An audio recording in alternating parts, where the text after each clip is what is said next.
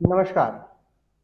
वर्मालोक के हमारे सभी सम्मानित दर्शकों का मैं स्वागत, वंदन और अभिनंदन करता हूं।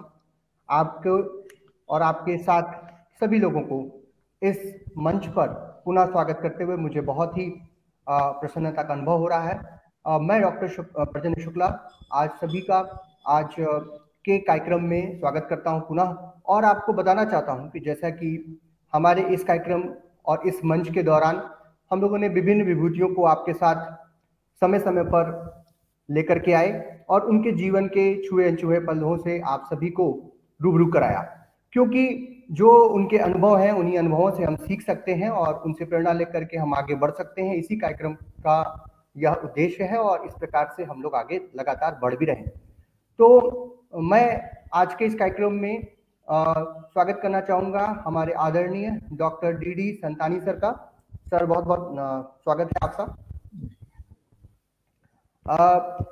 कार्यक्रम की शुरुआत करने से पहले मैं आज के हमारे जो ऑनरेबल गेस्ट हैं, हम अगर कहें कि वो फार्मेसी फील्ड के पितामह हैं, गुरुओं के भी गुरु हैं, क्योंकि 50 वर्षों से भी अधिक का अनुभव सर को फार्मेसी और फार्माकोलॉजिकल रिसर्च, टीचिंग इत्यादि में प्राप्त है। और आज के समय में ज़्यादातर जो हमारे गुरु लोग इस फील्ड में कार्य कर रहे हैं वो कहीं ना कहीं सर के द्वारा ही प्रेरणा प्राप्त किए हुए हैं। और सर का मैं पुनः स्वागत करते हुए सर की आज्ञा अगर हो तो मैं सर का एक छोटा सा जीवन परिचय अपने दर्शकों के सामने रखना चाहूंगा। धन्यवाद सर।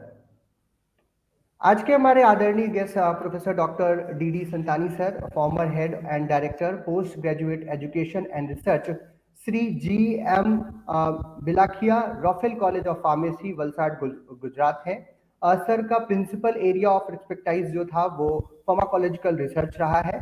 सर ने अपना bachelor of pharmacy Banaras Hindu university में 1967 में कंप्लीट किया था।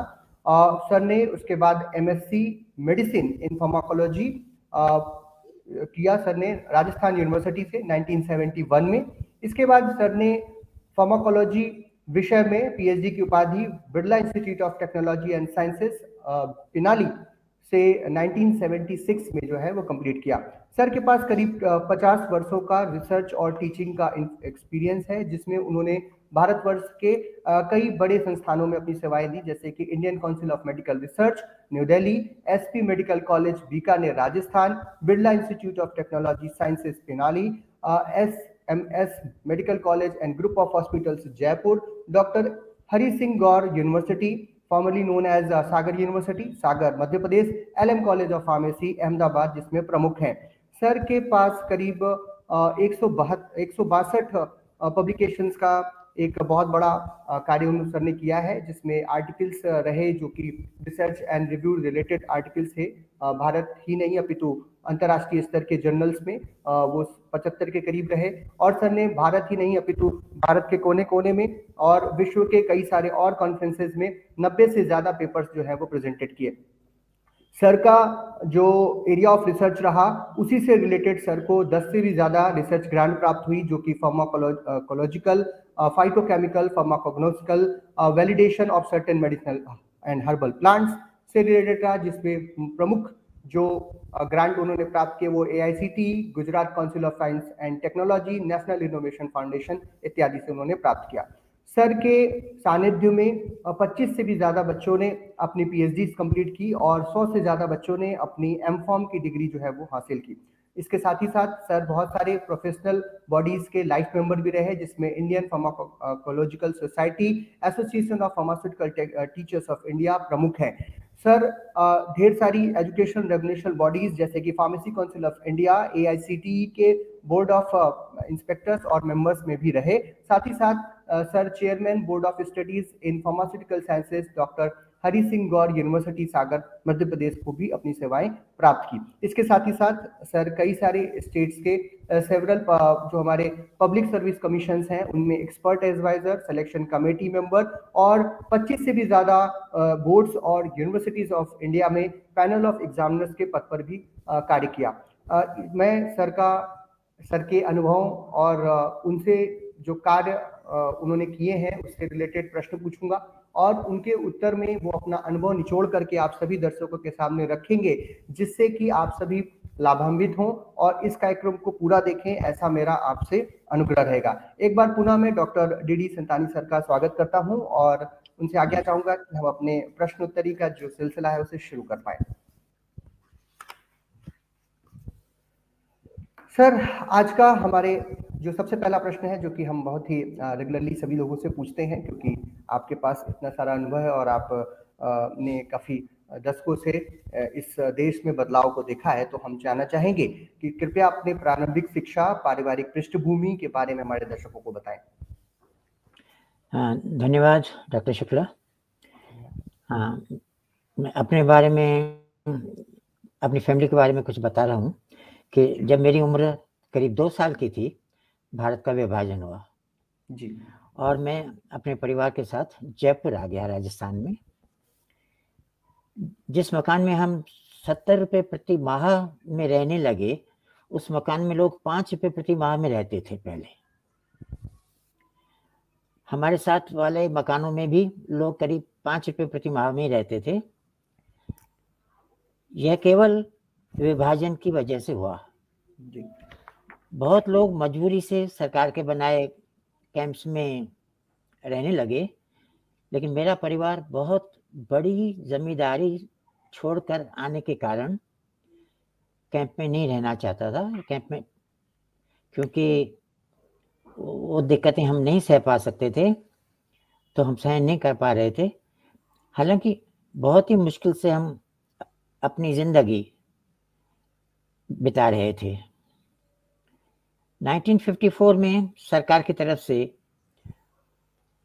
मेरे पिताजी को कंपनसेशन में 100 बीघा ज़मीन डिस्ट्रिक्ट गंगानगर, राजस्थान में मिली। मेरे और रिश्तेदारों को भी ये ज़मीन मिली।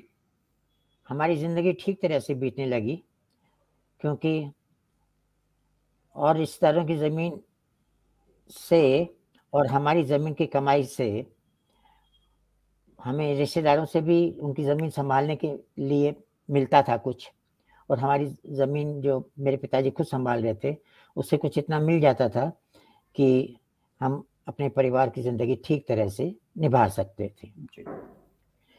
अब लेकिन 1954 से पहले की बात है कि जब ये ज़मीन नहीं मिली थी, वैसे 1950 के आसपास मेरी पढ़ाई शुरू हुई। वो एक इंग्लिश मीडियम स्कूल में थी। हालांकि वो स्कूल गर्ल्स के लिए था, VBS saint Angela Sophia school Jaipur में, गर्ल्स के लिए।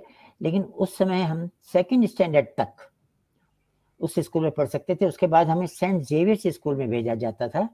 ज़्यादातर लोग वहाँ चले जाते थे, वो बॉयज़ के लिए था। लेकिन हमारे साथ दिक्कत ये थी कि ये जब सेंट जेवियर्स की जो फीस थी वो हम नहीं अफोर्ड कर पा सकते थे, क्योंकि मतलब करीब 1952 के आसपास हमें छोड़ा था वो स्कूल। तो फिर हम लोग 1952 में हम 2 भाई एक म्यूनसिपैलिटी स्कूल में पढ़ने चले गए, क्योंकि इंग्लिश मीडियम स्कूल हम अफोर्ड नहीं कर पा रहे थे। 1957 में हमने वह स्कूल छोड़ा और हाई स्कूल में हम अच्छे स्कूल में भर्ती होकर पढ़ाई करने लगे, क्योंकि तब तक हमारी आर्थिक स्थिति कुछ सुधर चुकी थी। 1960 में मैट्रिक पास करने के बाद मैं बिरला कॉलेज पिलानी में पढ़ने चला गया। तब अब वो BITS पिलानी कहलाया जाता है, बिट्स पिलानी। तब अलग अलग कॉलेज थे पिलानी में। मेरा कॉलेज था Birla college of science and commerce, university के नाम के हिसाब से राजस्थान यूनिवर्सिटी में था। एक बिरला आर्ट्स कॉलेज था और एक बिरला इंजीनियरिंग कॉलेज था। तो हम Birla college of science and commerce में मैं और मेरा भाई पढ़ने चले गए, लेकिन वो खाली 1 साल के बाद चले गए वापस। और मैं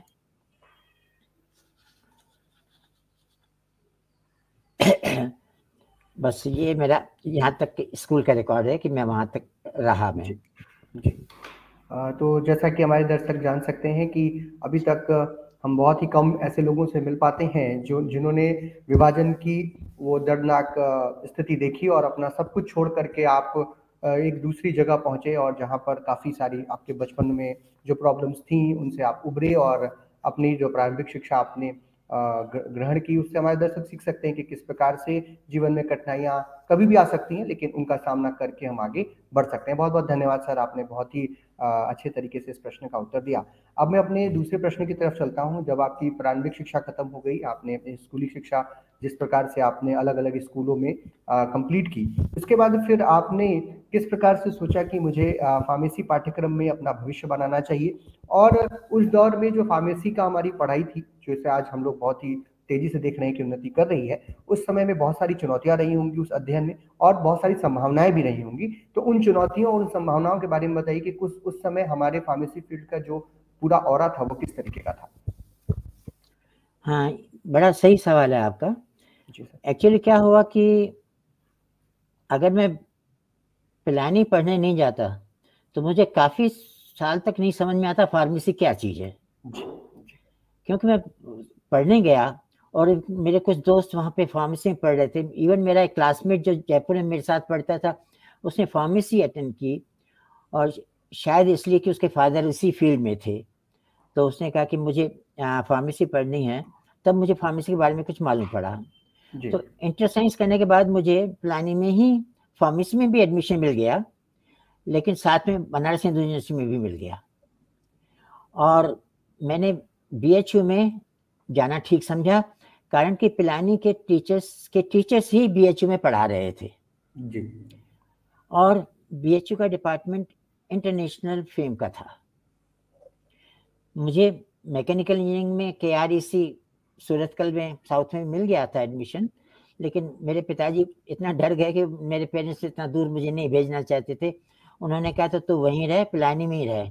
हालांकि बाद में उन्होंने मेरा बनारस जाना मंजूर कर लिया, क्योंकि पिलानी में भी एडमिशन मिल गया था, तो वो समझे चलो पिलानी में रहेंगे, और वो जयपुर के इतना पास है कि वो बार बार आ सकते थे हमसे मिलने।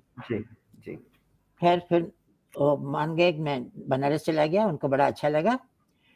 और फिर क्या हुआ कि फार्मेसी चुनने का कारण यही था कि बहुत अच्छी मेरिट वालों को ही एडमिशन मिलता था, क्योंकि इंस्टीट्यूट बहुत कम थे जी। और भारत में बहुत कम फार्मेसी कॉलेजेस थे। जो डिग्री कर चुके थे उनको अच्छी सैलरी के जॉब मिल रहे थे। यह ज़रूर है कि अच्छी सैलरी कुछ एक्सपीरियंस के बाद ही मिलती थी। मेरे दोस्तों ने 200 रुपये प्रति माह से शुरू किया, जबकि एमफार्म करने पर स्टाइपेंड 250 रुपये प्रति माह मिलता था। लेकिन सब जगह एमफार्म नहीं होता था और सबको एमफार्म में एडमिशन नहीं मिल सकता था। मैंने एमफार्म के बदले 3.5 साल का MSc मेडिकल प्रोग्राम चुना, क्योंकि मुझे फेलोशिप की या किसी पैसे की सख्त ज़रूरत थी कि मैं खुद, मेरी इच्छा थी कि मैं खुद ही कुछ लूँ, अब मेरे पेरेंट्स से ना लूँ। और शायद मेरे पेरेंट्स भी यही सोच रहे थे कि डिग्री के बाद ये कमाई शुरू कर देगा, उसका वो सख्त इंतज़ार कर रहे थे। उनको ये नहीं पता कि मेरे को आगे पढ़ने का बहुत प्लान था। तो मेरे आगे पढ़ने से वो इस बात पे खुश हुए कि मैंने रिसर्च असिस्टेंट की एक स्कीम चल रही थी मेडिकल कॉलेज बीकानेर में, मेरे बॉस के अंडर में, वो मैंने अटेंड कर ली। उनके साथ साथ मुझे रिसर्च असिस्टेंटशिप मिली 380 रुपया महीना। उन दिनों बहुत था, मेरा खर्चा 180-200 से ज़्यादा नहीं हो सकता था, और दूसरा कि कोई फीस वगैरह भी नहीं देनी ही थी। और उस 380 रुपये महीने पे मैं अच्छा खासा इनकम टैक्स भी देता था, क्योंकि इनकम टैक्स की लिमिट मेरे बैचलर्स के लिए 4000 रुपया थी साल में है। तो कुछ समय तो मुझे रिसर्च असिस्टेंट की पोस्ट मिल गई। कुछ समय बाद MSc करने के पहले ही मुझे फार्मासिस्ट की गजटेड पोस्ट कॉलेज में मिल गई, मेरे डिपार्टमेंट में मिल गई, क्योंकि मेरा एक सीनियर कलीग था जो कि ये पोस्ट छोड़ के अहमदाबाद चला गया था हायर पोजीशन पे, तो पोस्ट खाली हो गई जो मुझे मिल गई, जिसकी उस समय क्वालिफिकेशन B.Pharm ही मानी जाती थी। अब वो पोस्ट खत्म हो चुकी है, अब उसके बदले में लेक्चर इन फार्मेसी की मिलती है, जिसके लिए M.Pharm या PhD की ज़रूरत होती है। जी। और MSc मेडिकल कॉलेज बीकानेर में तब मैं कर रहा था, जहाँ फार्मासिस्ट का काम फार्मेसी प्रैक्टिकल टीचिंग का था, कोई रिसर्च प्रोडक्शन, कोई प्रोडक्शन नहीं था, खाली टीचिंग था। और MSc करने के बाद ही मुझे डेमोन्स्ट्रेटर इन फार्माकोलॉजी की पोस्ट मिल गई, जो कि एमएससी को मिल सकती थी, एमफार्म को नहीं मिल सकती थी, आपको पोस्ट ग्रेजुएट मेडिकल फैकल्टी में होना पड़ता था। जी जी। और फिर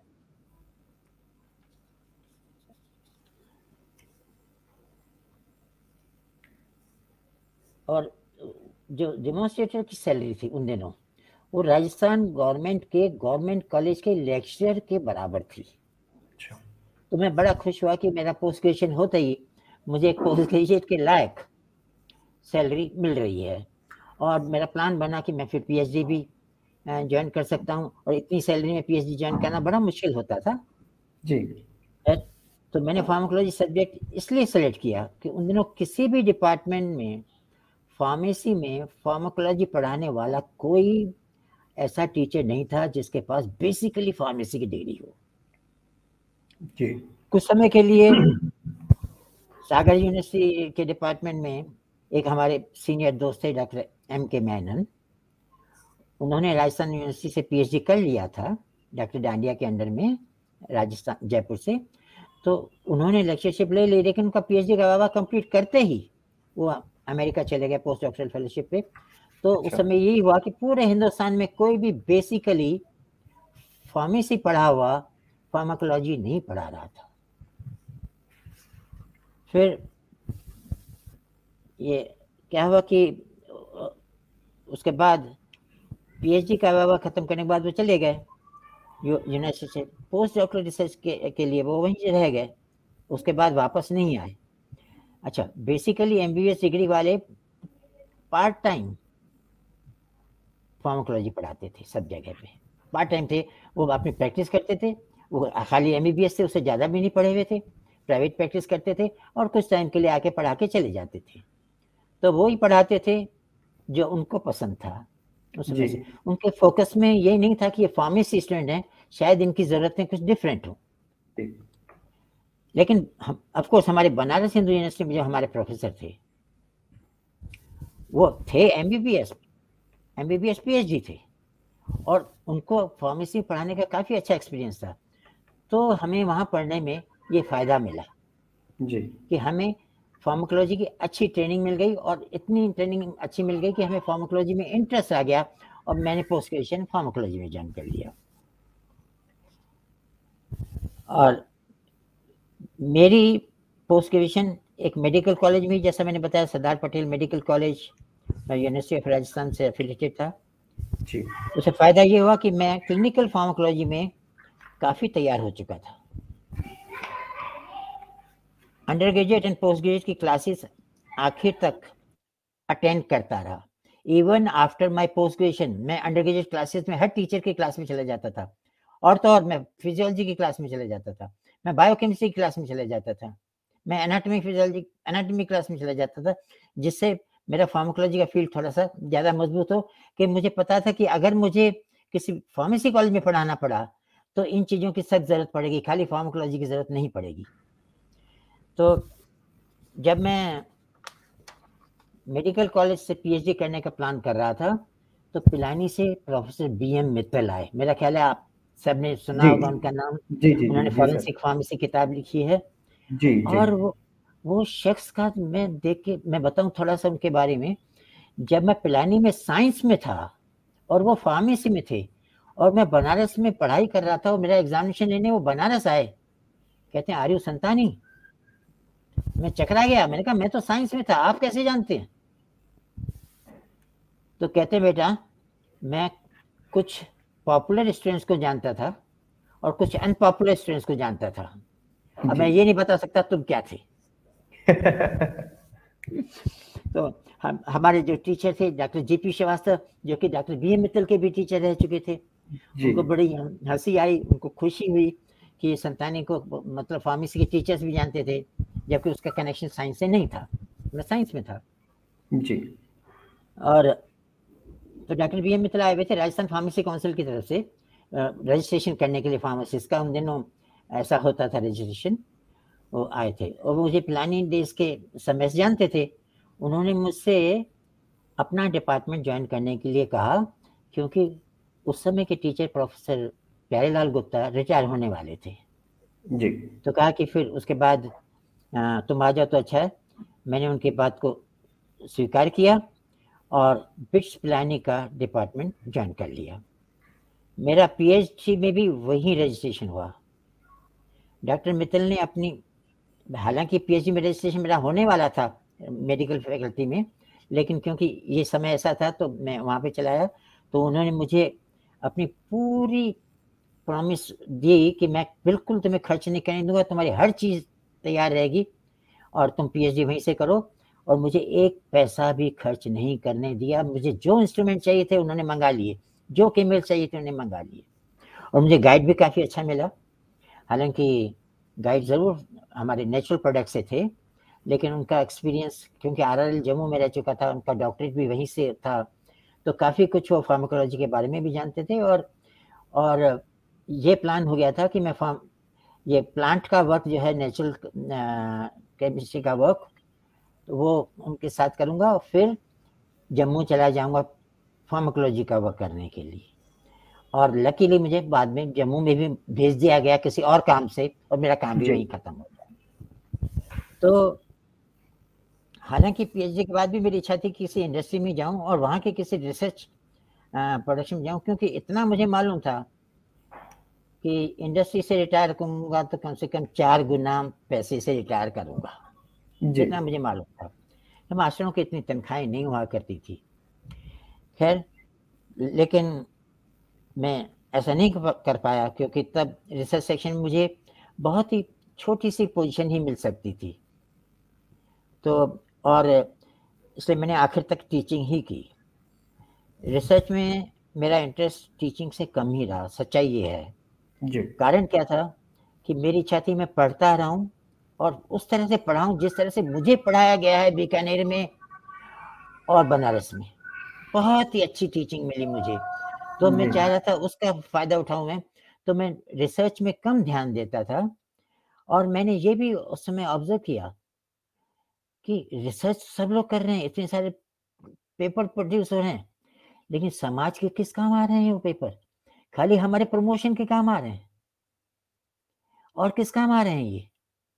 तो मेरा इंटरेस्ट कुछ कम था। हालांकि रिसर्च करना भी जरूरी था, क्योंकि बच्चों को रिसर्च करानी थी, और रिसर्च कराना भी जरूरी था क्योंकि अपने सब्जेक्ट से टच में रहने का एक अच्छा तरीका रिसर्च भी होता है। तो रिसर्च भी करा ही रहा था मैं, लेकिन जैसा मैंने बताया कि मेरा इंटरेस्ट टीचिंग में उससे ज्यादा था। हाँ, ये आपके सवाल का जवाब हो गया। जी सर। तो अब जैसा कि आपने सर बताया कि जब आदमी अपनी पढ़ाई पूरी करता है तो एक जो पहली जॉब मिलने की खुशी है वो आप इतने दिनों तक याद रखे हुए हैं, और ये आज भी सभी बच्चों के साथ ऐसा होता है कि जब वो पढ़ करके निकलते हैं और उनको पहली जॉब ऑफर होती है तो बड़ा अच्छा लगता है उन्हें। लेकिन फिर भी सोच समझ करके इंसान को अपना कैरियर बनाना चाहिए। आपकी बातों से ये चीज़ तो बिल्कुल क्लियर समझ में आई, और आपने बिल्कुल भी कह सकता हूँ मैं कि सत्यता के साथ प्रश्न का उत्तर दिया कि आपको रिसर्च से ज़्यादा टीचिंग में अच्छा लगता था। ये चीज़ मानना अपने आप में बहुत बड़ी बात है। और जो एक चीज़ आपने कही कि कहीं ना कहीं कई बार ऐसा हो जाता है कि जो रिसर्च पेपर्स जो एकेडमिशियंस लिखते हैं कई बार वो अपने उस स्तर तक नहीं पहुंच पाता जिस स्तर तक उसको पहुंचना चाहिए। तो आपने बहुत ही सही बात कही, और उस समय की जो सबसे बड़ी चुनौती आपने बताई कि अच्छे टीचर्स का अभाव था, और खास करके स्पेशलाइज्ड टीचर का अभाव था, क्योंकि फार्माकोलॉजी सब्जेक्ट से रिलेटेड हुआ करते थे। तो ये बहुत ही अच्छी चीज़ आपने बताई, और उसकी वजह से आपने एक चीज़ और सर बहुत अच्छी कही कि जब एक अच्छा टीचर होता है, जैसे श्रीमान मित्तल सर ने आपकी जो हेल्प की, वो अपने स्टूडेंट्स को गाइड करके कहीं से कहीं भी पहुंचा सकता है। इस चीज़ को भी आपने बहुत ही बेहतर तरीके से बताया। बहुत बहुत धन्यवाद सर। सर मैं अपने अगले प्रश्न की तरफ बढ़ता हूँ। सबसे पहले ये कि जो आपके पसंदीदा कार्य क्षेत्र है वो है क्लिनिकल टॉक्सोलॉजिकल स्टडीज़ और फार्माकोलॉजी, जैसा कि अभी आपने बताया भी। तो आज के समय पर हमारे दर्शकों को ये बताइए कि इस क्षेत्र में क्या क्या संभावनाएं हैं और जो इनकी आवश्यकताएं हैं इस क्षेत्र की, उनसे भी अवगत कराने की महान कृपा करें। काफ़ी सही सवाल है। अच्छा, मैं थोड़ा सा करेक्शन कर दूं, मैंने अपने गाइड का नाम नहीं बताया, तो ऐसा ध्यान में आया कि मैं डॉक्टर मित्तल मेरे गाइड थे।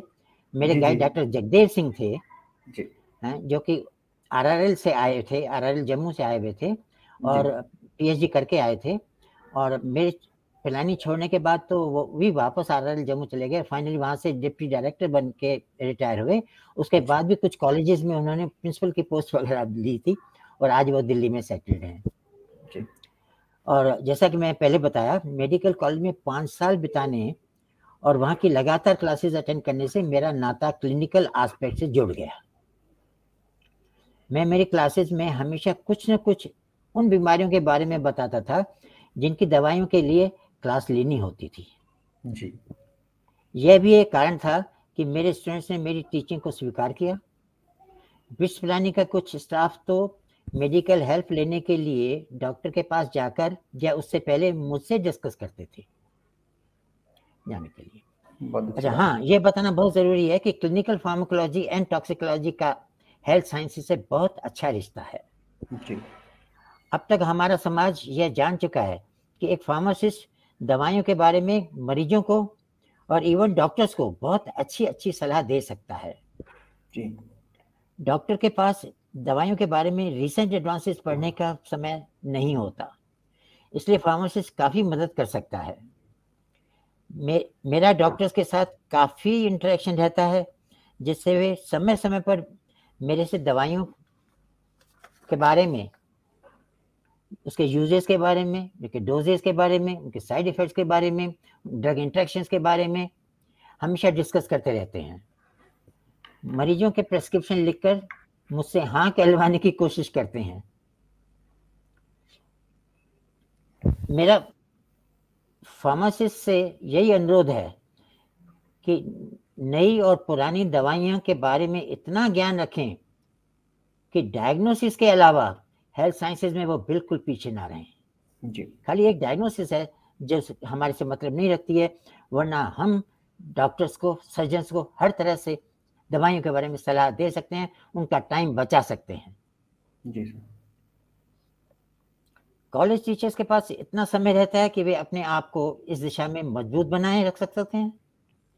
हर बीमारी के बारे में उनके होने के कारण और मेडिकल ट्रीटमेंट में अच्छी दिलचस्पी लेनी चाहिए उनको। शायद ऐसी नॉलेज की वजह से दोनों फार्मेसी और मेडिकल कॉलेज में मेरा द्वारा पढ़ाए गए स्टूडेंट्स अभी तक मेरे कांटेक्ट में हैं। फेसबुक और व्हाट्सएप पे अभी तक मेरे कांटेक्ट में रहते हैं ये। जी। मेरा ख्याल है मैंने आपको सवाल का जवाब दे दिया। जी सर, बहुत ही अच्छे तरीके से आपने सवाल का जवाब दिया है सर, क्योंकि हम लोग हमेशा देखते हैं कि जो पेशेंट्स हैं और जो डॉक्टर्स हैं उन दोनों के बीच की कनेक्टिंग लिंक के रूप में फार्मासिस्ट काम करते हैं। और जैसा कि आपने बताया कि जो फार्माकोलॉजी एक सब्जेक्ट है, ये कनेक्टिंग लिंक हो सकता है मेडिकल फील्ड और फार्मेसी फील्ड में होता ही है। और जिस प्रकार से आप अपने अनुभव को साझा कर रहे हैं, बिल्कुल सही दिशा में इस तरीके से कार्य हुए भी कि हम फार्माकोलॉजी को इन दोनों सब्जेक्ट्स के बीच में डाल सकते हैं। और फार्मेसी का जो नॉलेज दे रखा है व्यक्ति, वो मेडिकल और क्लिनिकल टॉक्सिकोलॉजी के ऊपर भी कार्य कर सकता है। जैसा कि हमारे दर्शक अगर देख पा रहे हैं तो इस बात को बेहतर तरीके से यहाँ से ले सकते हैं। सर, मैं अब अपने अगले प्रश्न की तरफ चलूंगा, जो कि आपके कार्य क्षेत्र से रिलेटेड है। आदरणीय सर, यह सत्य है कि राष्ट्र निर्माण में बहुत से व्यक्तियों का योगदान होता है। एक राष्ट्र जब बनता है तो बहुत सारे लोगों का उसमें योगदान होता है, और जो निर्माण करता है, राष्ट्र के निर्माण करता, उनका निर्माण करता है, उनके जो निर्माणकर्ता होते हैं उन्हें हम कहते हैं शिक्षक। तो आप हमें बताएं कि आपने शिक्षण क्षेत्र को ही क्यों चुना, और कैसे एक शिक्षक अपने आप को पूर्ण रूप से चरित्रवान, अनुकरणीय तथा उदाहरण के रूप में समाज के सम्मुख प्रस्तुत कर सकता है। यहाँ मुझे पहले ही बता देना चाहिए था जी कि बीकानेर के जो मेरे प्रोफेसर थे डॉक्टर मदान, वो अभी भी मेरे क्या कहते हैं कि सैंपल है मेरे लिए वो बहुत बड़े, यानी उनका हर समय मुझे ध्यान रहता है, पढ़ाते वक्त भी ध्यान रहता है। तो ये मुझे बता देना चाहिए था कि मेडिकल कॉलेज में एक बहुत ही नॉलेज वाले गाइड मुझे मिले, डॉक्टर BR मदान। वो अभी भी हैं, अभी करीब 90 साल उनकी एज हो चुकी है, बॉम्बे में सेटल्ड हैं, और काफ़ी उनका इंटरनेशनल फिगर है वो। मैं एक बहुत ही नॉलेज वाले गाइड डॉक्टर मदान से मिला हुआ था। उन्होंने मुझे साल में 1-2 MBBS की क्लासेस भी दे दी, जबकि वो टॉपिक थे जो फार्मेसी में अच्छी तरह पढ़ाया जाता है, जैसे इनकम्पेटिबिलिटीज, ड्रग इंटरेक्शंस। तो ऐसी जब क्लासेस होती थी तो मैं पोस्ट ग्रेजुएट स्टूडेंट था, तब भी मुझे दी गई थी, जबकि लेक्चरर से कम को कभी भी मेडिकल कॉलेज में क्लास लेक्चर नहीं दिया जाता, खाली प्रैक्टिकल्स दिए जाते हैं। जी मुझे थियरी क्लासेस में ऑफ कोर्स एक दो क्लासेस ही दी, ज़्यादा नहीं दी, मैं भी डरा डरा रहता था, लेकिन वो चीज़ें दी जो कि फार्मेसी से रिलेटेड थी, और उससे मेरा एक तरह से एनकरेजमेंट करने के लिए कि हाँ तुम टीचिंग कर सकते हो 150 स्टूडेंट्स को, जबकि तुम खाली 10-15 थे जब पढ़ते थे। जी तो जैसा मैंने बताया असिस्टेंट प्रोफेसर से कम लोग क्लास नहीं ले पाते थे। और दूसरा क्या है कि पीएचडी करने तक मुझे काफ़ी टीचिंग एक्सपीरियंस हो चुका था, क्योंकि पिलानी में मैं लेक्चरर भी था और पीएचडी स्टूडेंट भी था, तो काफ़ी एक्सपीरियंस हो चुका था। और नॉन टीचिंग जॉब मिलना काफ़ी मुश्किल हो गया था। मैं कह सकता हूँ कि बनारस में और बीकानेर में मेरे टीचर्स मुझे ऐसे मिले जिनकी मिसाल मिलना मुश्किल है। एक कारण और भी है, मुझे समय पर हायर पोजीशंस मिलती रहीं। हालांकि शायद आप लोगों को भी एक्सपीरियंस हो, मेरे दोस्त जो कि मेरे कलीग रह चुके हैं, उन्होंने भी ऑब्जर्व किया है, मैंने भी ऑब्जर्व किया है कि अगर मैं एक जगह छोड़ के दूसरी जगह जाता हूँ तो दूसरी जगह वाले मुझे वेलकम नहीं करना चाहते। वो चाहते हैं कि वहीं का कोई प्रमोट होके आए, और मैं एक जगह से दूसरी जगह तभी जाऊंगा जब प्रमोट होके जाऊंगा। अब मैं जयपुर के एसएमएस मेडिकल कॉलेज में लेक्चरर था पिलानी छोड़ने के बाद 2 साल तक जी। और वहां से जब मुझे सागर जाने का मौका मिला तो हालांकि दिक्कत ये आ रही थी कि जयपुर में मेरे पेरेंट्स थे, वो बड़े खुश थे कि इतने सालों बाद 1960 के बाद अपने घर में रहा है जी। उस समय 1976 था। तो मैंने कहा कि मैं अब सागर जाना चाहता हूँ। सागर में जब अपॉइंटमेंट मिल गया तो वो कहते हैं क्यों जा रहे हो, तनख्वाह तुम्हारी एज ए लेक्चरर उतनी हो चुकी है। जी। क्योंकि मेडिकल कॉलेज में जरा ग्रेड्स अच्छी होती हैं, ज़्यादा होती हैं, तो तनख्वाह तुम्हें उतनी मिल रही है जितनी वहाँ मिलने वाली है, उल्टा तुम अपना खर्चा बढ़ाओगे, पेरेंट्स को छोड़ोगे, और नेचुरली पेरेंट्स को छोड़ोगे और खर्चा बढ़ाओगे तो पेरेंट्स को जो थोड़ा सा मदद करते हो वो भी कम हो जाएगी। इस तरह से उनका मूड था। लेकिन जो भी है, मेरा ये था कि मुझे एक बार तो जाना ही चाहिए, नहीं पसंद आया तो वापस आ जाऊंगा। जी। तो मैं बता चुका हूँ कि मेडिकल कॉलेज में डॉक्टर मदान थे जिन्होंने काफ़ी कुछ मुझे पढ़ाने का मौका दिया, और बनारस में और इधर बीकानेर बहुत ही अच्छे टीचर मिले थे, और मुझे समय पर हायर पोजीशन मिलती गई। मतलब जितना एक्सपीरियंस मिला लीडरशिप के लिए तो लीडर मिल गया, जितना एक्सपीरियंस चाहिए था प्रोफेसरशिप के लिए वो भी एक्सपीरियंस मिल गया। अब हालांकि मुझे जयपुर छोड़ के सागर जाना पड़ा, सागर छोड़ के प्रोफेसरशिप के लिए अहमदाबाद जाना पड़ा। तो जैसा मैंने बताया कि कुछ दिक्कतें वहाँ पे रहने वालों को आती हैं, क्योंकि उनका अपना प्रमोशन का इंतज़ार करना होता है, और वो जब तक वो क्वालिफाई नहीं हो पाते, उससे पहले अगर कोई आ जाता है तो दिक्कत महसूस होती है। तो मैंने रिटायरमेंट से पहले 3 फार्मेसी इंस्टीट्यूशन ज्वाइन किए, और वो मुझे बताने में बहुत हर्ष हो रहा है कि वो तीनों इंस्टीट्यूट्स हिंदुस्तान के पहले 10 में हैं। BITS Pilani, Sagar university and LMCP Ahmedabad. जी, सही बात है। और उनमें क्योंकि मेरे को हायर पोजीशंस मिलती रही तो मेरे के लिए बड़ी खुशी की बातें थी, वरना उससे पहले मुझे हायर पोजीशंस और जगहों पे मिल रही थी जो मैंने एक्सेप्ट नहीं की, क्योंकि मुझे मालूम था कि दिक्कत आ सकती है, ग्रेड्स में दिक्कत आ सकती है, बाद में कुछ भी दिक्कत आ सकती है, और स्ट्रिक्टली प्राइवेट होने कॉलेज से जो दिक्कतें आती हैं वो मैं शायद ना सह पाऊँ, क्योंकि मैं बहुत ज़्यादा सहनशील आदमी नहीं हूँ। तो मुझे बाहर का होते हुए भी हायर पोजीशंस मिलती रही। मेरा सुझाव मेरे कलीग से है कि क्लास की तैयारी अच्छी तरह से करें, हर बार किताबें पढ़कर पिछले नोट्स में नई नई बातें डालते रहें। जी।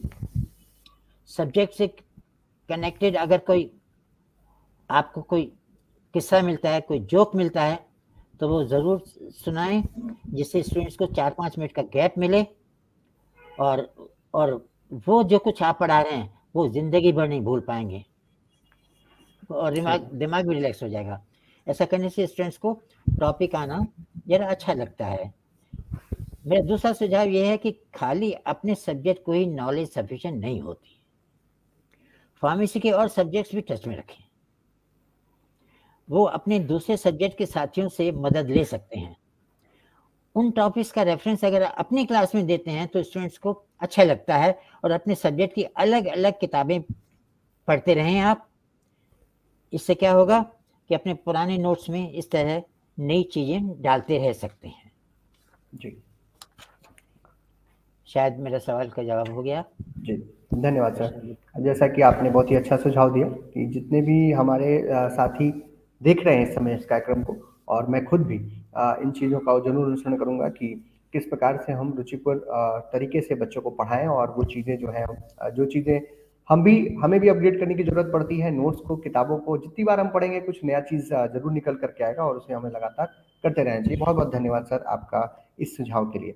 अब मैं चलता हूँ अपने छात्र दर्शकों की तरफ एक प्रश्न लेकर के, कि जो हमारे फार्मेसी के छात्रों को अध्ययन के दौरान विषय की गंभीरता और उसमें रुचि बनाए रखने के लिए किस प्रकार के उपाय करने चाहिए, और आप इस बारे में आप क्या कहना चाहते हैं? जो भी आपके अमूल्य सुझाव हैं वो हमारे छात्र दर्शकों से सर साझा करें। जी हाँ, सही सवाल है आपका। ये कहने की ज़रूरत नहीं है कि छात्रों को फार्मेसी विषय में रुचि हो तभी आना चाहिए। जी, उसके बारे में काफ़ी कुछ मालूम हो, काफ़ी कुछ रुचि हो। जैसा मैंने बताया ना, मुझे मालूम ही नहीं था फार्मेसी क्या होती है जब मैं कॉलेज गया तो वहाँ जाके मालूम पड़ा, तो थोड़ा इंटरेस्ट रहा। यहाँ तक कि मुझे मैकेनिकल इंजीनियरिंग छोड़ के भी बुरा नहीं लगा फार्मेसी पढ़ना। तो तभी जाना चाहिए, जब एडमिशन तभी लेना चाहिए। मेरे हिसाब से क्लास में ध्यान देना और लाइब्रेरी का फ़ायदा उठाने के साथ साथ आपस में छात्रों को ग्रुप डिस्कशन बहुत फ़ायदा पहुंचाता है। जी, चाहे हॉस्टल में रहें, हॉस्टल के बाहर रहें, लाइब्रेरी में रहें, अपनी डिस्कशन अगर आपस में करते हैं तो बहुत फ़ायदा पहुंचाता है। उससे नॉलेज भी काफ़ी दिनों तक बरकरार रहती है। उस पढ़ाई का कोई फ़ायदा नहीं जो भविष्य में ना खुद को काम में आए और ना ही समाज को काम में आए। मैंने काफ़ी ऐसे लोगों को देखा है जिनको खाली एमए की डिग्री से ही मतलब है, चाहे किसी भी सब्जेक्ट में मिले, फिर एलएलबी कर लेंगे और वकालत से कोई कनेक्शन नहीं रखेंगे। शायद इससे उनको अच्छा लाइफ पार्टनर मिल जाए, वरना तो क्या मिलने वाला। ये मेरे फैमिली में भी देख चुका हूँ, इसलिए मुझे बताने में कोई शर्म नहीं है। हैं? आप एमए कर लेते हैं, एलएलबी कर लेते हैं और अपना बिजनेस तैयार करते हैं, क्या फायदा था? वो क्लास किसी और को मिल जाती अगर आप नहीं जाते तो ऐसे बेकार पढ़े लिखे लोग उन छात्रों की पढ़ाई का नुकसान करते हैं जिनके मार्क्स किसी वजह से कुछ कम आ गए थे और उनको एडमिशन इनकी वजह से नहीं मिला था। बी.फार्म डिग्री के बाद हो सकता है कि अपनी इच्छा की ब्रांच ना मिल पाए, लेकिन अपने सब्जेक्ट की पढ़ाई अगर ब्रॉड बेस बनाने की कोशिश करें तो इंटरेस्ट भी बढ़ेगा, यानी दूसरे सब्जेक्ट से भी टच में रहें और आगे जाकर खुद को और अपने सर्विस ऑर्गेनाइजेशन को बहुत काम आ सकता है। जॉब अपॉर्चुनिटीज भी इस तरह बढ़ जाती हैं अगर आप ब्रॉडर बेस में नॉलेज रखते हैं तो। अब तक क्लिनिकल रिसर्च नाम की कोई सब्जेक्ट हमने नहीं देखा था, नहीं होता था जी। तब भी कुछ लोगों ने क्लिनिकल रिसर्च ऑर्गेनाइजेशन शुरू करने से काफी नाम कमाया, काफी पैसा कमाया। इससे फार्मेसी इंस्टीट्यूशन एनकरेज होकर क्लिनिकल रिसर्च और अलाइड सब्जेक्ट में पोस्ट ग्रेजुएशन शुरू कर रहे हैं जी, जबकि पहले नहीं था। और जिनका क्लिनिकल रिसर्च में इंटरेस्ट आया उन्होंने बहुत अच्छा किया। वो बेसिकली फार्मेसी के थे और फार्माकोलॉजी के थे, उन्होंने शुरू किया। मेरा ख्याल इतना छोटा सा ये आंसर काफी है। जी जी जी सर, धन्यवाद सर। जैसा कि छात्रों को जो आपका संदेश है वो बेहतर तरीके से पहुंच चुका होगा कि जो चीज़ पढ़ें उसको रुचि हो तभी पढ़ें, पहली चीज़ तो। और दूसरा ये कि कई सारे छात्र आपस में मिल करके ग्रुप डिस्कशन इत्यादि कर कर उस चीज़ों को बेहतर तरीके से समझ सकते हैं। बहुत ही रामबाण तरीका सर आपने बताया इन बच्चों को, उसके लिए आपको बहुत बहुत धन्यवाद। सर मैं अब आगे बढ़ना चाहूँगा। जो हमारे बच्चे हैं जो कि थोड़े से ऊपर के बच्चे हैं, जैसे कि पोस्ट ग्रेजुएशन या पीएचडीज में जो अभी आप इनरोल्ड हैं, उनके लिए ये प्रश्न मैं रखना चाहूँगा आपके सामने कि जो हमारे अच्छे रिसर्च पेपर प्रकाशित करना, क्योंकि आपने बहुत सारे पेपर्स भी प्रकाशित किए, और बौद्धिक संपदा जो अधिकार है, जो IPR जिसे हम कहते हैं, उस क्षेत्र में पारंगत बनने के लिए छात्रों को किस प्रकार की तैयारी करनी चाहिए और मेहनत करनी चाहिए, तथा जो इंडस्ट्री एकेडमिया इंटरेक्शंस की बात हम लोग हमेशा करते हैं, बट शायद उतना बेहतर तरीके से हम उस पर जा नहीं पा रहे हैं, तो वो इंडस्ट्री एकेडमिया इंटरेक्शन इसमें किस प्रकार से महत्वपूर्ण हो सकता है, ये भी आज हमारे बच्चों को आप बताएं। सही सवाल है आपका। खाली मैं ये बताऊं कि कुछ बहुत ही अच्छा आंसर शायद मैं नहीं दे पाऊं, क्योंकि IPR से मैंने संबंध नहीं रखा हुआ है।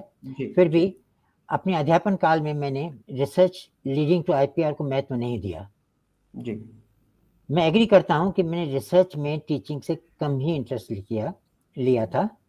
यह इसलिए था कि हमारे कलीग्स की रिसर्च समाज के काम नहीं आ रही थी जी। वह हमारे प्रमोशन के लिए, क्योंकि PhD अनिवार्य थी इसलिए की जाती थी जी। या अपने रिसर्च पेपर्स की संख्या बढ़ाने के काम में की जाती थी। जी। मुझे करीब 30 छात्रों को PhD कराने का मौका मिला। उस काम की वजह से रिसर्च पेपर छपे और मुझे शाबाशी भी मिली, लेकिन हम इस होड़ में यह भूल जाते हैं कि हमें तनख्वाह टीचिंग के लिए मिलती है, जी। जो कि बहुत ही प्रोडक्टिव होनी चाहिए। मैं तो यह सलाह दूंगा कि फार्मेसी में टीचिंग कैसी होनी चाहिए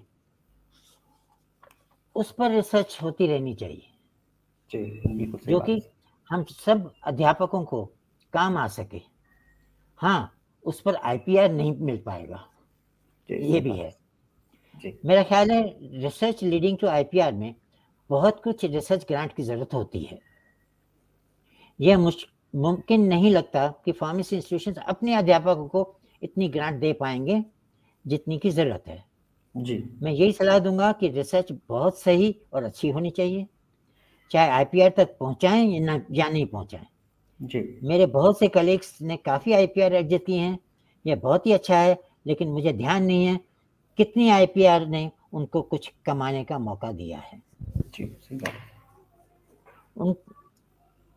फिर भी यह हकीकत है कि फार्मेसी में रिसर्च बहुत स्टैंडर्ड की होनी चाहिए, जो कि रिसर्चर को IPR के थ्रू कमाने का मौका देती रहे, लेकिन फोकस काम की रिसर्च पर ही रहे जो कि सोसाइटी के काम आ सके। जी। यह भी है कि हमारी रिसर्च समाज को इंडस्ट्री के थ्रू ही काम में आ सकती है। सही बात है। इसलिए एकेडमिक इंडस्ट्री इंटरेक्शन बहुत ज़रूरी है। मेरे एक्सपीरियंस के हिसाब से बहुत ही कम ऐसे फार्मेसी इंस्टीट्यूशंस हैं जिनको इंडस्ट्री रिसर्च के लिए अप्रोच कर सकती है। इसलिए हमारे इंस्टीट्यूशंस का रिसर्च पॉइंट ऑफ व्यू से अपग्रेड होना बहुत ज़रूरी है। यह बहुत आसान नहीं है। जैसा मैंने कहा कि हमें सैलरी टीचिंग के लिए मिलती है, हमें इतनी अच्छा फोकस रिसर्च पे देना पड़ेगा कि इंडस्ट्री अपने आप हमारे पास आए, हमारे बिना बुलाए हमारे पास आए। मेरा ख्याल है कि मैं जवाब दे चुका हूँ। हाँ हाँ सर, बहुत ही अच्छी बात आपने कही, बहुत ही पॉजिटिव बात एक आपने कही कि अगर हम रिसर्च की तरफ या IPR की तरफ जा रहे हैं तो उसका इंडस्ट्रियल यूज होना बहुत ज़रूरी है। और जैसा कि आप देख भी पा रहे होंगे कि इस समय आपकी ये जो बात है वो थोड़ा बहुत अब अमल में लाई जा रही है। अभी कल या परसों ही हमारे बहुत सारे यंग लोग जो कि विभिन्न क्षेत्रों में काम कर रहे हैं, उनके द्वारा IPR अर्जित किए गए और उनको इंडस्ट्री में बदला जा रहा है। और इसके ऊपर अभी एक एंटरप्रेन्योरशिप के ऊपर एक कॉन्फ्रेंस भी था जहाँ पे हमारे आदरणीय प्रधानमंत्री ने उन बच्चों को संबोधित भी किया। तो लेकिन फार्मेसी फील्ड में ये चीज़ काफ़ी अभी कम हो रही है। तो आपके जो शब्द हैं वो जरूर प्रेरणादायक बनेंगे हमारे फार्मेसी के उन लोगों के लिए जो कि IPR या रिसर्च पर कार्य कर रहे हैं। और जो वो फोकस, जो आपने कहा फोकस बना करके अगर रखेंगे तो उन चीज़ों को इंडस्ट्री तक जरूर लेकर के जाएंगे और उससे समाज को भी फायदा होगा, पैसे भी वो अर्जित कर पाएंगे और देश का भी नाम होगा। बहुत बहुत धन्यवाद सर, आपने इतना बेहतर तरीके से इस प्रश्न का उत्तर दिया। अब मैं अपने अगले प्रश्न की तरफ चलता हूँ, जो कि आज के समय पर एक जरूरत बनती जा रही है। पुराने जमाने में तो नैतिक शिक्षा का एक जो कोर्स हुआ करता था वो बच्चों के लेवल पे पढ़ाया जाता था, बट अब टेक्निकल इंस्टीट्यूट में AICTE PCI के द्वारा ये निर्धारित किया जा रहा है, UGC के द्वारा भी, कि हम human values and professional ethics की बात करें। कहने का मतलब कि आज जो उच्च शिक्षा में मानवीय मूल्यों और व्यावसायिक नैतिकता के बारे में बात करते हैं और उनका अध्ययन भी करते हैं, अध्यापन भी कराते हैं। आपके विचारों में तकनीकी शिक्षा और व्यावसायिक शिक्षा में नैतिक मूल्य किस प्रकार से मदद कर सकते हैं? बहुत ही अच्छा सवाल है आपका कि ये human values and technical ethics, इनके बारे में यही कहा जा सकता है कि हम ऐसे प्रिंसिपल्स अप्लाई करें जिससे वर्क एफिशिएंसी बढ़े और प्रोडक्शन एंड सर्विसेज बेहतर हो सकें। जी sir. For example, ethics in clinical research पर आजकल बहुत आर्टिकल्स पढ़ने को मिल रहे हैं जी। इनसे हम सीखते हैं कि कैसे वर्क एफिशिएंसी बढ़ाई जा सकती है और हमारी रिसर्च किस तरह से मरीजों का नुकसान रोक सकती है। ये कहना तो रहेगा, सभी को मालूम है, जो भी सामने बैठे हैं आपके, उन सबको मालूम है कि every drug is a poison. जी sir. And whatever drugs we are using are poisons, and whatever poisons we are seeing is a drug. जी। That means a drug is a wisely used poison. जी। And a poison is a misused drug. तो इस चीज को ध्यान में रख के हमें एथिक्स ध्यान में रखने चाहिए। तो यहीं से हमें सीखना पड़ता है कि वर्क एफिशिएंसी कैसे बढ़ाई जाती है और हमारी रिसर्च किस तरह से मरीजों का नुकसान रोक सकती है। हम कभी कभी सुनते हैं कि एफडीए ने किसी सीआरओ को बंद करने का ऑर्डर दिया है। रिसेंटली भी एक केस मेरे सामने है जी। दिया। उसका कारण है अनएथिकल प्रैक्टिसेस। अनएथिकल प्रैक्टिसेस ही बताया गया है। इससे बिजनेस तो बंद होने का खतरा होता ही है, लेकिन ऑर्गेनाइजेशन को अपना कमाया हुआ नाम भी खोना पड़ता है।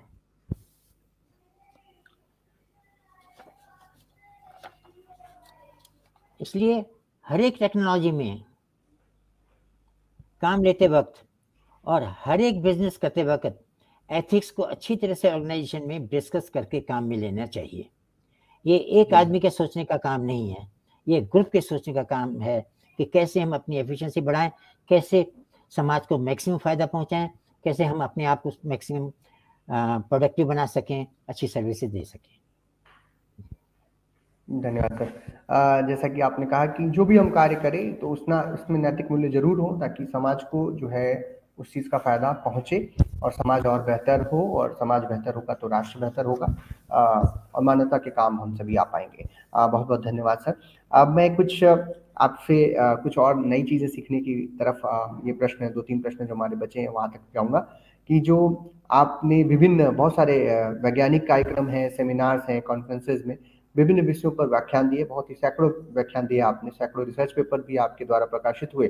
तो कृपया हमारे दर्शकों को ये बताएं कि हम कैसे अपने सीखे हुए ज्ञान को, जो हम ज्ञान अर्जित करते हैं, उसको हम दूसरों तक कैसे बेहतर तरीके से पहुंचा सकते हैं। एक अच्छा वक्ता, एक अच्छा लेखक किस प्रकार से बन सकते हैं? बहुत ही अच्छा सवाल है आपका। धन्यवाद सर। अच्छा प्रवक्ता, अच्छा लेखक ये बनने के लिए बिगनिंग हमारे गुरुजनों से ही होती है। जी। हमें जब अच्छे गुरुजन मिलते हैं, अच्छी बिगनिंग वहाँ से हो जाती है।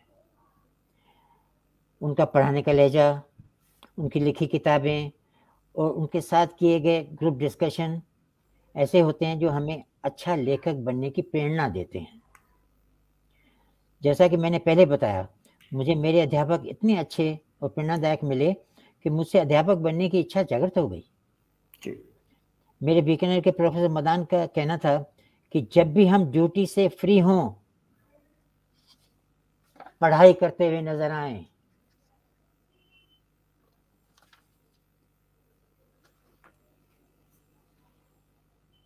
जो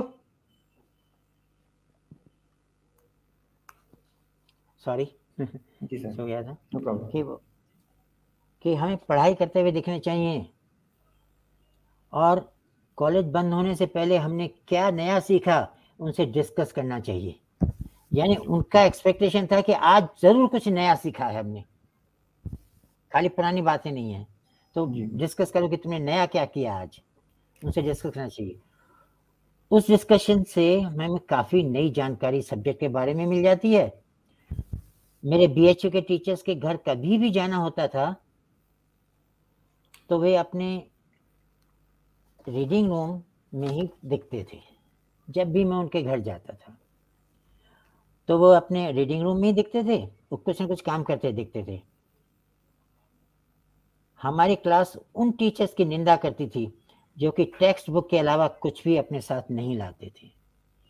ऐसा ज़्यादातर नहीं होता, लेकिन विरले मैंने देखा है कि एक इंस्टीट्यूशन में कोई एक ऐसा टीचर निकलता है जो कि टाइम से 15 मिनट पहले किताब खोलता है और जो कुछ पढ़ा उसमें उस किताब में वहाँ पे उंगली डाल देता है और वो लेके क्लास में चला जाता है। ये बड़े दुख की बात है। और फिर वो 1 घंटे में 15 मिनट की पढ़ाई खाली करा पाता है। जी, सही बात है। ऐसा भी हुआ है और मैंने सुना है मेरे दोस्तों से, दूसरे इंस्टीट्यूशन के छात्रों से, कि ऐसा भी होता है जो कि उस टीचर्स की कभी इज्जत नहीं की जाती। जी जी, सही बात है।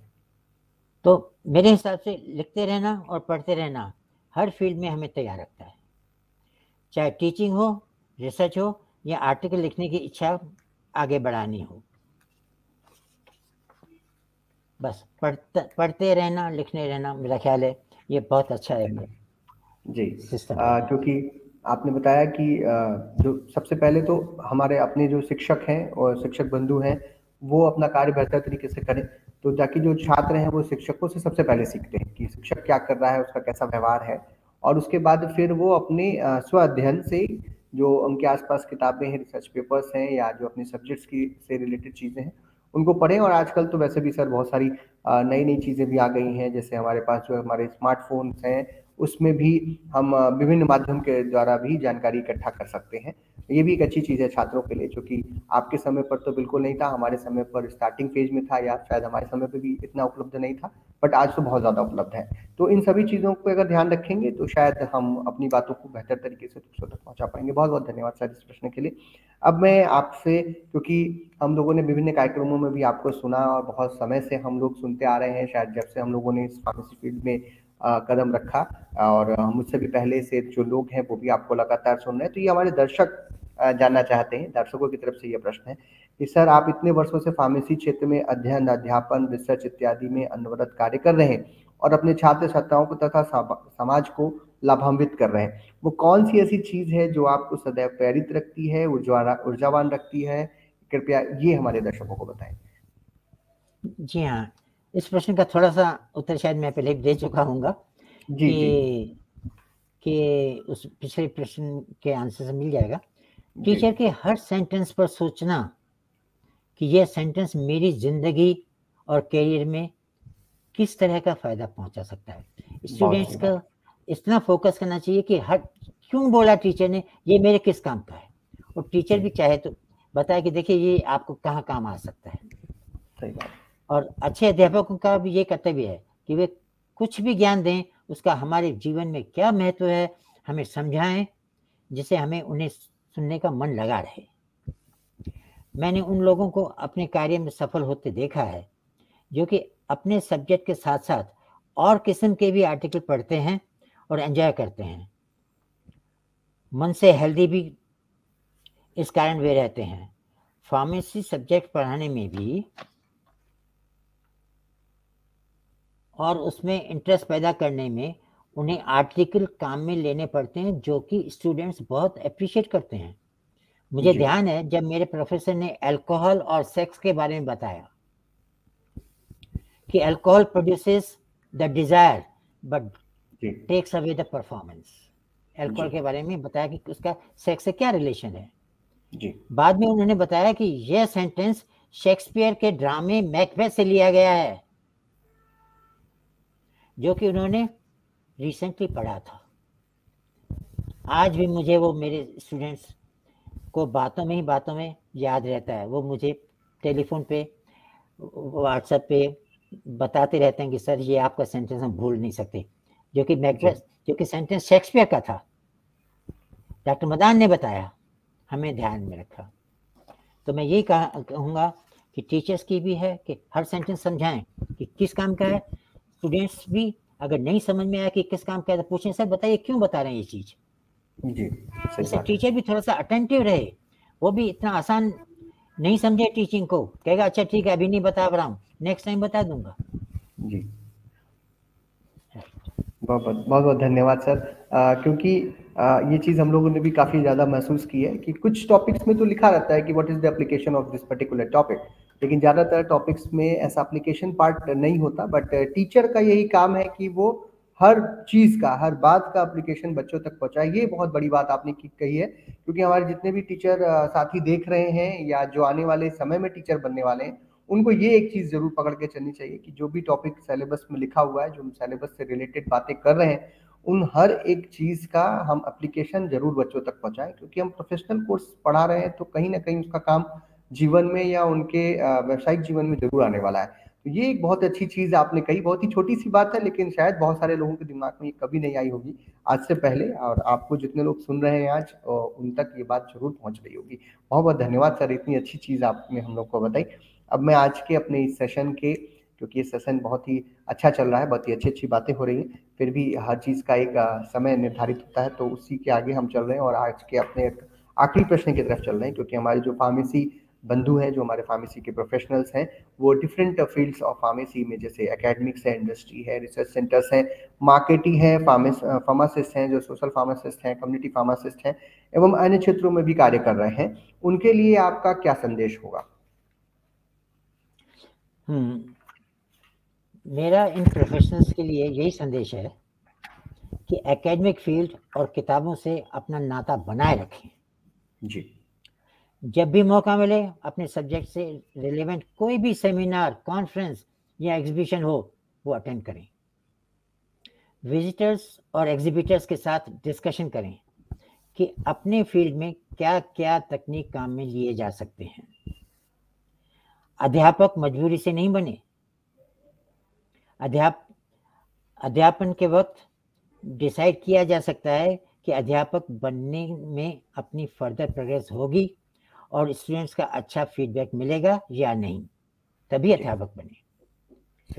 इंडस्ट्री में अगर इंटरेस्ट है तो वेकेशंस वगैरह में इंडस्ट्री जाकर कुछ सीखने का पूरा मौका ले।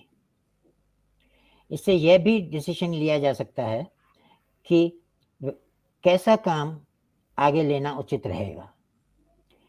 रिसर्च इंटरेस्ट हो तो पढ़ाई खत्म करने से पहले ही मालूम कर लेना चाहिए कि कौन से ऑर्गेनाइजेशन को अपनी नॉलेज से फायदा पहुंच सकता है। ऑर्गेनाइजेशन से मिलकर काफी क्लैरिटी गेन कर सकते हैं। जी, फार्मास्यूटिकल मार्केटिंग में जीवन भर पढ़ाई करना पड़ता है, जीवन भर पढ़ते रहना पड़ता है। प्रोडक्ट मैनेजमेंट में मेडिकल रिप्रेजेंटेटिव को कंटिन्यूअस ट्रेनिंग देनी पड़ती है। इसलिए रिलेवेंट सब्जेक्ट्स जैसे anatomy, physiology, pharmacology, clinical pharmacy, ऐसे सब्जेक्ट से कंटिन्यूअस रिश्ता बनाए रखना चाहिए। अगर आप हॉस्पिटल में फार्मासिस्ट हैं तो दवाइयों के बारे में अपने आप को थॉरोली तैयार रखें, तो हॉस्पिटल को, मरीज को और खासकर प्रेस्क्रिप्शन लिखने वाले डॉक्टर की बहुत मदद मिल सकती है। क्लिनिकल रिसर्च भी बहुत ईमानदारी से रिपोर्ट बनाना ज़रूरी है, वरना आप मेडिकल साइंस के डैमेज के बहुत बड़े जिम्मेदार रहेंगे। ऑर्गेनाइजेशन के बंद होने के चांसेस तो हमेशा ही रहेंगे। तो मेरा यही कहना है कि अच्छी तरह से डिसाइड कर लीजिए कि आपको क्या बनना है इस लाइफ में, और जो बनना है उसका पहले से ही कोशिश करते रहिएगा। क्या है, मैं बताऊं, मेरे बच्चों के लिए मैं आखिर तक, उनके 12th तक यही सोच रहा था कि वो डॉक्टर बनेंगे या इंजीनियर बनेंगे, क्योंकि 12th में साइंस भी होता था उनकी, साइंस मैथ्स भी होता था, साइंस बायोलॉजी भी होता था, और उनके अच्छे मार्क्स भी थे। उन्होंने अपने मन में सोच रखा था हमें आर्किटेक्चर में जाना है, और मैंने जाने दिया तो वो बहुत सक्सेसफुल हुए। मैं अगर ज़बरदस्ती करता तो शायद इतने सक्सेसफुल नहीं होते, डॉक्टर बनके भी नहीं बनते। धन्यवाद सर।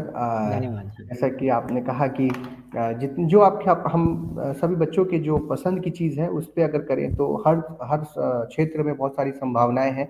और आज का जो हमारा ये आखिरी प्रश्न था उसके उत्तर देते समय आपने हमारे फार्मेसी फील्ड के सभी अलग अलग क्षेत्रों में कार्य कर रहे लोगों तक अपनी बात पहुंचाई और सभी के लिए कुछ न कुछ आपने कहा और बहुत ही बेहतर तरीके से आपने उन सभी को मोटिवेट करने में अपना योगदान दिया। सर पुनः मैं आपका बहुत बहुत धन्यवाद करना चाहूँगा कि आप फार्मालोग के इस अंक में आपने 4 चांद लगा दिए। आपके जो अनुभव रहे और उस अनुभवों से हम सभी लोग सीख रहे हैं लगातार, विभिन्न माध्यमों के द्वारा भी हम लोग सीखते रहे हैं। आप आज आपको सामने बात करके मुझे तो बहुत ही अच्छा लग रहा है और ऐसा मेरा विश्वास है कि मेरे जितने भी दर्शक हैं उनको बहुत सारी नई चीज़ें जो है सीखने को मिलेगी, बहुत सारी काम की बातें आपके इस कार्यक्रम के द्वारा सीखने को मिलेगी। तो कार्यक्रम का समापन करने से पहले मैं चाहूँगा कि आप हमारे फार्मालोग और हमारी टीम फार्मालोग के लिए 2 शब्द कहें। बस मुझे यही कहना है कि ये आपने बहुत अच्छा इनिशिएटिव लिया है कि काफ़ी लोगों को अपने मेंबर भी बना दिया है और जिन ने कुछ अच्छा काम किया आपने उनकी तारीफ में भी प्रोग्राम्स रखे हैं, तो ये बहुत ही अच्छी चीज़ है। और इससे मैं चाहूँगा कि मैक्सिमम लोग फार्मालोग का फ़ायदा उठाएं, आप लोगों के कांटेक्ट में रहें, आप लोगों से इंटरेक्ट करते रहें। और वैसे मेरा कनेक्शन झा के साथ रहता ही है, तो कुछ न कुछ सीखने को मिलता रहता है। खासकर इन 2 सालों में तो मुझे कुछ भी नहीं समझ में आया कि क्या करें। मैं बहुत ही बुरी तरह से सोच रहा हूँ कि कहीं न कहीं मुझे मौका मिले, लेकिन कह नहीं सकते हैं, घर से बाहर निकलना भी मुश्किल हो रहा है। जी। तो यही कहूँगा कि हाँ, फार्मालोग बहुत अच्छा काम कर रहे हैं और भविष्य में भी इसी काम को आगे बढ़ाते रहें। धन्यवाद सर। आपका जो अमूल्य समय आपने दिया और जो आपने अमूल्य वचन हमारे फार्मालोग के टीम के लिए और हमारे कोऑर्डिनेटर अमित झा जी के लिए कहा, उसके लिए भी आपका बहुत बहुत धन्यवाद। सर आपने अपना अमूल्य समय दिया और हम लोगों को आपने अपने सभी शब्दों से बहुत ज़्यादा प्रेरित किया, उसके लिए पुनः आपका बहुत बहुत धन्यवाद। और हम चाहेंगे कि पुनः जब हमें मौका मिले तो हम आपको अपने इस प्लेटफॉर्म पर लेकर के आएँ और अपने दर्शकों और अपने लिए कुछ नई बातें और आपके से निकाल पाएँ। आपका सहयोग और आपके आशीर्वाद की हमेशा हम लोगों को आशंका रहेगी। बहुत बहुत धन्यवाद सर। हाँ, मैं भी आशा करता हूँ कि उस लायक रहूँ कि आपके सवालों का जवाब ढंग से दे सकूँ। बिल्कुल सर, धन्यवाद सर। मैं अब अपने फार्मालोग दर्शकों से यह गुजारिश करना चाहूँगा कि आज का कार्यक्रम अगर आपको अच्छा लगा तो आप इसे लाइक करें, अपने दोस्तों, अपने मित्रों, अपने साथियों के बीच इसको शेयर करें ताकि ज़्यादा से ज़्यादातर लोगों तक हमारा जो ये प्रयास है वो पहुँच सके। और ये हमारा जो प्रयास है, हमारे जो आने वाले एपिसोड्स हैं या जो पुराने एपिसोड्स हैं वो आप तक सबसे पहले पहुँचें, इसके लिए आप हमारे चैनल को ज़रूर सब्सक्राइब करें। और इसके लिए मैं आप सभी लोगों को पुनः बहुत बहुत धन्यवाद देता हूँ। आज के इस कार्यक्रम को यहीं पर समाप्त करते हैं।